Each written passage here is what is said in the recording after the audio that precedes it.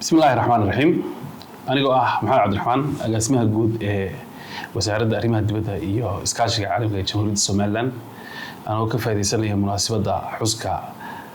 Fariinta guurada dib u soo noqoshada Jamhuuriyadda Somaliland qaranimada Jamhuuriyadda Somaliland 18 May. Waxaan fariin toos ah u dirayaa Qurbajoogga Somaliland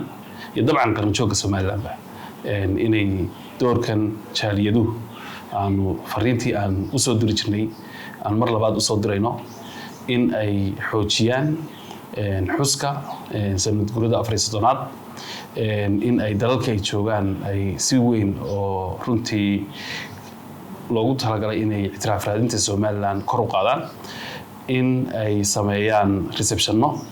in ay fariimo u diraan dawladaha ay la joogaan inay xasuusiyaan inay Somaliland runtii fariin toos ah u dirayso oo ah inay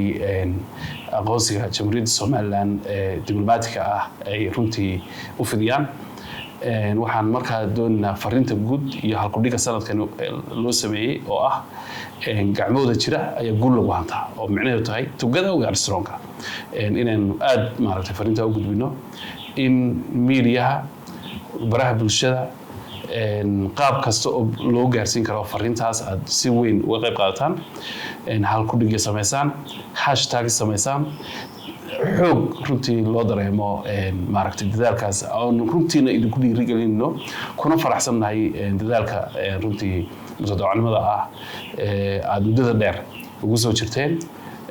waxaan idin rajaynaynaa in aad nabadqab iyo farxad ku maamustaan xuska waxaan leenahay guul Somaliland